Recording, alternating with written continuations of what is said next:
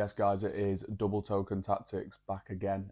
It's Kane once again, opening our second brick of Fight for Gotham City. As you can see, we've already opened the first brick, so if you're wondering what the figures are over on the right there, that's from the first brick. So if you're not seeing that, I suggest you go back and give that a little watch first, and then come back to this one and see what we get in the second brick. You can see that the backdrop behind is looking a little thin. That's because first brick's gone, second one's just ready and raring to go. So without further ado, let's get cracking and see if we can top the first brick from the last video. Let's see, and it is so much fun opening these bricks as well. As I say, I'm a big DC nerd, so these things are absolutely great for me.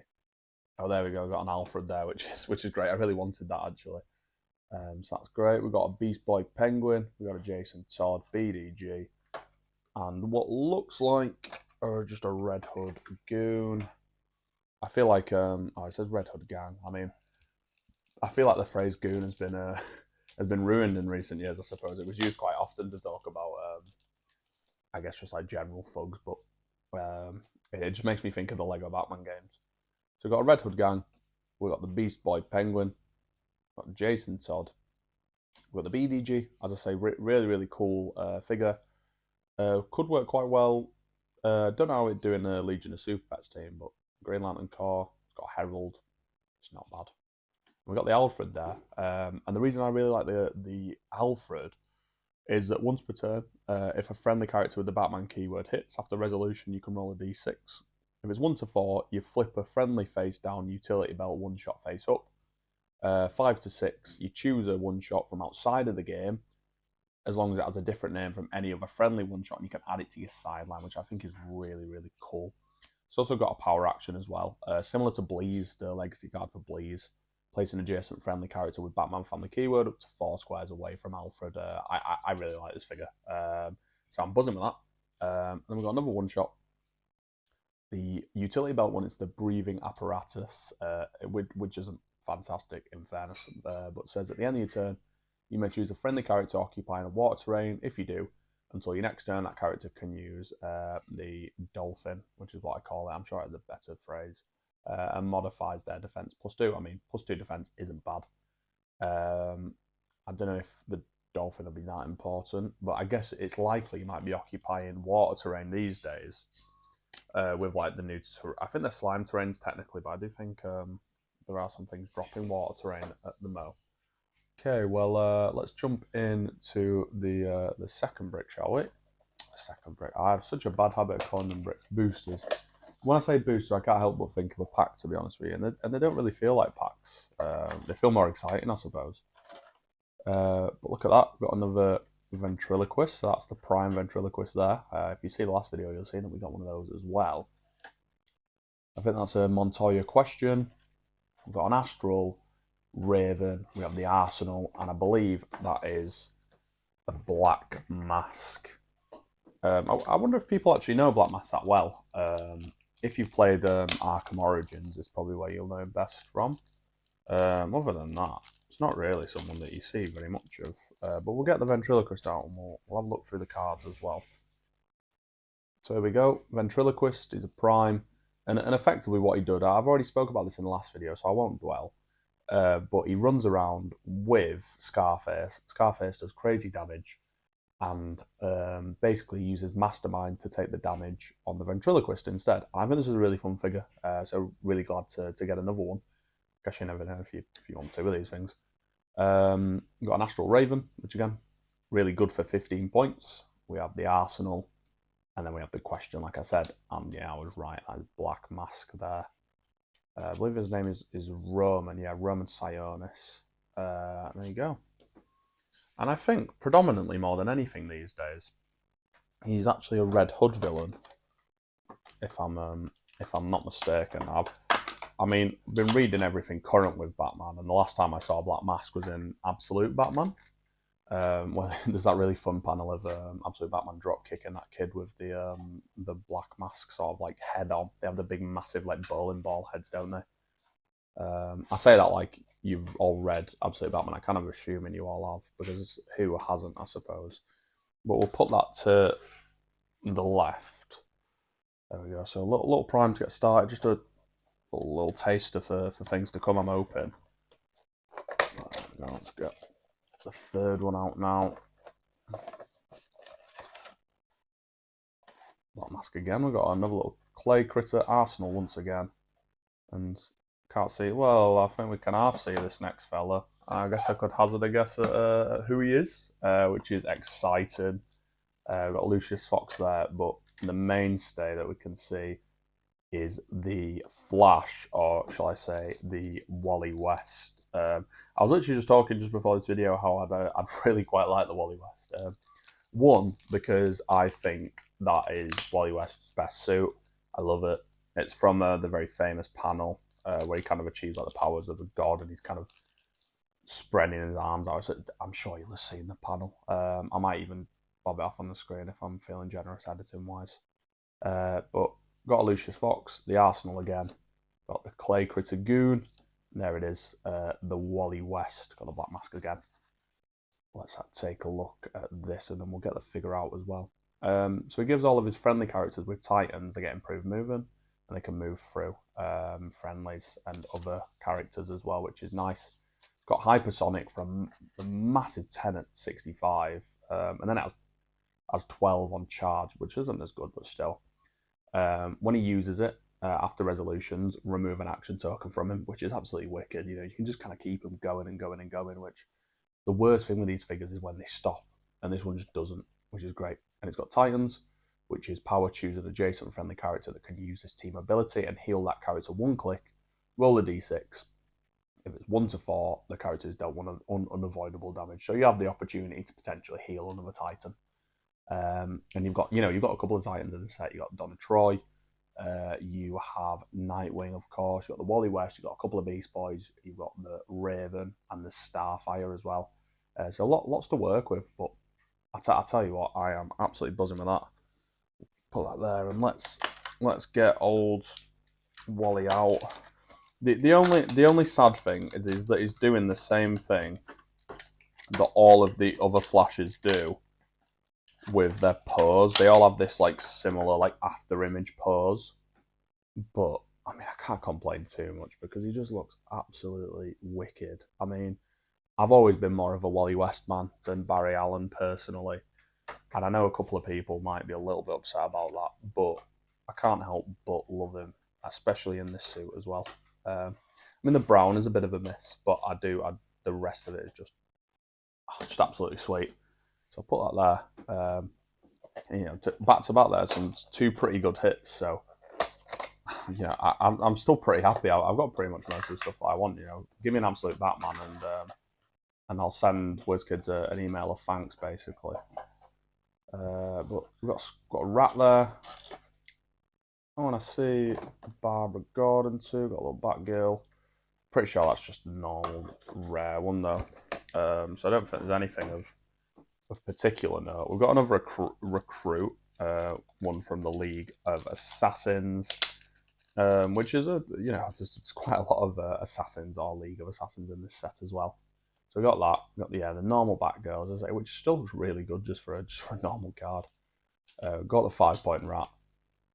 Got the Astral Martian Manhunter, and we've got Red Hood there as well. Just got a little pulp checklist as well, which is cool.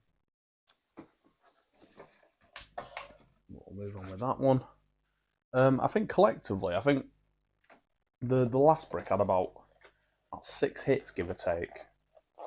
So if we're operating on the same theme, we're going to get to a point where we're going banger after banger. But who knows? We've got another Pied Piper.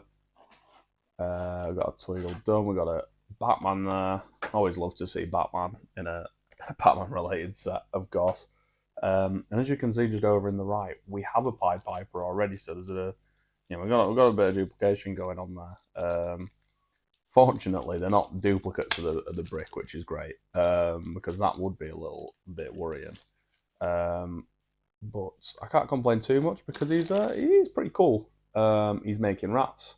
He is mind controlling, and he basically just targets whoever's adjacent to one of his rats. And then He's got a bit of shape change as well. If you're within range, you can't use a speed power and consider Pied Piper as adjacent to themselves for movement, so they have to break away unless they've got plasticity, which is pretty nice. So yeah, really interesting. Don't know if he's going to ever see any play in any of my teams, but he's there now. We've got the Penguin Robot, we've got a Tweedledee, we've got the Marilyn, and then just the Batman again, just the common Batman. Doesn't matter if he's just a basic. You just love to see Batman in this stuff. He just looked cool no matter what. We'll get the Pied Piper out as well. Another super rare to add to the hits for today. And there he is. You've seen him once before, and here he is again. Maybe we'll compare sort of the design work on them all. We'll see who's got the better Pied Piper. Maybe next time me and Jerome play, it'll be Piper versus Piper. But he doesn't look like it looks like a telescope, to be honest with you. Doesn't really look like he's playing an instrument. It's a bit too long. But I'll move on because it's not really what people are looking to see, to be honest with you. Keep cracking. Nearly about halfway through. There we go. Got a Martian Manhunter, who they've made like particularly bulky, I think. Got Tim Drake. Got the Raven, and another Batman. Again, just the basic Batman. I think it's the same common Batman. Got the Tim Drake who we've seen. I think we've basically seen everybody from this one, apart from maybe the Martian Manhunter. So I'll flash through the cards for the sake of it. So we've got the Tim Drake there, the Astral Raven, the Penguin Robot, the Batman, and Martian Man on the side, and just about there. 80 points, quite a lot. It really is quite a lot. He's got phasing, teleport, shape change, toughness and willpower, and he can generate an Astral Martian Manhunter, which is pretty decent, but max 1. Outwit, pretty cool. He's got the Justice League and the Outsiders keywords. Interesting, not bad. I mean, I'm a fan of Martian Manhunter. I think he's really cool. Especially the absolute Martian Manhunter stuff. I don't know if you've seen any of that. If you've read any of it. It was the first Absolute thing I read. I really enjoyed it. It was very different, especially to the rest of the Absolute universe. But we're about halfway now. So we'll see what we get. This got an Arkham Orderly. I can't make out who that is. We've got what looks to be a Robin. Oh, and we've got something in bubble wrap. Let's hope it's not another Possessor, but it does look eerily similar. So we will have to see. Let's get the cards out and then we'll take a look what's in the bubble wrap as well. But I think it is the Possessor because I can't see the remnants of a figure there. We've got a Gotham City Detective, which, police keyword and stuff like that. The Batarang, which is very cool. We had one of these as well, very similarly. We've got a Robin. You'll love to see it. Looks like Tim Drake to me. Yeah, and there it is. Got the Dead Man Possessor, which we spoke about, which is still a really interesting addition. And we've got another little one-shot as well, the King of Kung Fu. And that's Nightwing there, doing his stuff. It says, when a friendly character with a martial arts keyword, which is a lot of people in this set, make a close attack, you may re-roll the attack. If you do, they can use exploit weakness. Not bad. 5 points, Kind of says what it does on the tin. I like it. It's not bad. Let's get the Possessor out to show you in the Batarang. But you have seen them before if you have watched the last video, so we'll sweep past it. So there's the Possessor. And then we have the Batarang here, which just drops out ever so nicely. There we go. You can't complain. Who doesn't love a Batarang? You know what I mean? If you're upset at that, then you don't love Batman. But we're looking at 4 here, so I'm hoping for at least 2 more big things. I'm hoping. Let's just hope that it's not a Blackfire, it's not a Cheshire, and it's something different. Let's have a little look. See, it's done it again. It's another Batarang. It's another Batarang, and it's just dropped out on me. We've got an Astral thing there. We've got a Nightwing. I think that's just a normal Nightwing. Yeah, we've got the Batarang here. They don't really fit very well in the slots because they're just kind of dropping out. But I guess that's what happens if you make something. So so little. I guess they just kind of do that. So we've got the Nightwing here. The Batarang. Are they different? They must be different, I'm guessing. And then the Scarecrow there as well. I'll just see if we'll take a look at the Batarangs and look if they are any different. Obviously, they look the exact same. No, they are the absolute same. Never mind. I guess if I want to use that twice, it's there for that. But yeah, two of the same. I thought the Batarangs did different. I thought they were different Batarangs, but that might have just been a complete lie. So either way, I've been lied to, or I'm lying to myself. I don't know which is worse. It's okay. I'm still holding out hope. I'm holding out hope. I'm an optimist at heart. Let's have a look. So we've got a Red Hood there, lovely stuff. Scarecrow. We've got Dick Grayson and a Cheshire as well. I think we are seeing, unfortunately, I think a little bit of a theme. I'm really hoping that there's going to be some kind of difference. I mean, at least I got the Wally West, you know what I mean? I want the Mind of the Blackfire as well, though, so if they want to throw that on top, I suppose, I guess they could. But let's take a look at it. We've got the Red Hood, we've got the Scarecrow Goon, we've got Richard Grayson there, we've got the Cheshire. There she is. As I say, I had a little chat through the card before. My experience in watching the old Young Justice. If you haven't seen Young Justice, it's on Netflix. Give it a watch.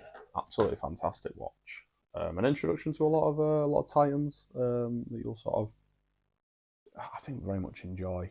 And there she is with very weird sort of curved blades. Can't remember what you call these kind of swords that are curved like that, but they do have a name. I just can't really remember what they are. But again, another super rare, so I can't complain. I got 3 boosters left. We're hoping for something. I'm holding out for a hero, and I mean Batman when I say that. So fingers crossed. We've got the BDG, we've got Lucius Fox, a Red Hood, and a Red Hood gang member by the looks. So have a clip through. Again, I think all stuff that we've seen in the main, but there's only one way to find that out. We've got the cards. Red Hood, there he is. I'll give it a little read since I've seen it so many times. I guess it's wanting me to. Equipped opposing characters within 4 squares modify their attack and range -1. I mean, that's okay. I mean, if they're in 4, they're probably within range anyway. But still, it's not bad. Most people are equipped these days, aren't they? And that's it. He doesn't really do much else, but fairly decent. He packs a bit of a punch as well. He's got outwit. Got Lady Shiva. Got the Squirrel BDG again. I might be saying that wrong. Lucius Fox. Generates equipment tokens, which is interesting. Red Hood Gang. And the Helicopter Extraction one-shot. That's the one that we were looking at where they get to move away after they've been hit and they get to attempt to heal. Which I really don't think is bad, to be honest with you. 2 more. Can we also hope for a chase in the same vein that Jerome got a chase in the first one? Let's have a look, shall we? Oh yeah, well there we go. Well, you know what? I guess I can't complain too much. That is looking mighty like the Joker. We've got a Clay Critter in there. We've got an Arkham Orderly. Maybe 2 Arkham Orderlies. I can't make out. I think one of those is Jeremiah Arkham. And again, I still can't remember the comic where they talk about the Arkhams and Jeremiah and his mother. So hopefully I can add that in. There we go. We've got the Joker chase. I feel a little bit better now, I'll be honest with you. It says when an opposing character occupying any smoke terrain marker is KO'd, after resolution, you can roll a d6. If it's 4 to 6, I get to generate a character with the expendable goon trait, and it's 15 point starting line in a square. That character last occupied. Pretty cool. Some good expendable goons in this set. And it has water gas, so smoke cloud is free. but only to generate markers within 2 squares regardless of line of fire, and for free it gives an opposing character within range that is occupying one of the smoke terrain markers an action token, and if I can't, they get 1 penetrating damage. It's also got a stop click as well. Pretty wicked. I love playing teams that are Gotham City Underworld, anything like that, Arkham Asylum. So I like it. For 70 points, he's got a long old dial. So you know what? I'm buzzing with that. I cannot complain.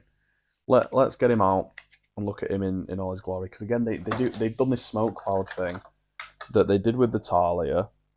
I think this is the best it's looked though. I'm not seeing the Batman one. The Batman one potentially could be the only one that changes my mind. But look at that. He's got his little hat on. Very, very sort of OG Joker, I think, which I love. It feels very Jack Nicholson-esque. And potentially even before that with the Adam West stuff. But I just love that. It feels really nice, and the smoke, I guess the sort of poison in this sense, looks brilliant. I'm a massive fan of that. I'm a massive fan of that. We'll leave that there. But you know, we can see a little bit of a theme with these bricks at least. But 2 chases from 2 bricks is not bad going. We've got one more chance for something good. Let's have a look. No, but we've got a Bizarro though, and you know what? There's one thing I can't complain about, and that's more Bizarro. We'll have a little look. It's a bit of a shame because I was looking to play a bit of an Outlaws team, but I wanted the Bizarro to be a little bit better, to be honest with you. So it's a bit of a shame. But we've got Hugo Strange, got the Scarecrow Goon, Tweedledum to go with our Tweedledee. I think there's a one-shot back there too. And we've got our Bizarro. We might as well talk about Bizarro because he's here. We've seen him twice. He's 100 points, which is pretty massive. He's an outlaw, brutal monster.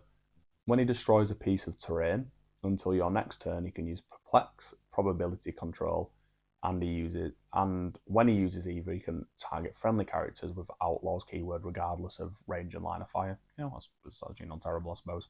And on his damage click, he has Close Combat Expert and Outwit. It's interesting that they've given Bizarro Outwit, considering he tends to come across as the most intelligent.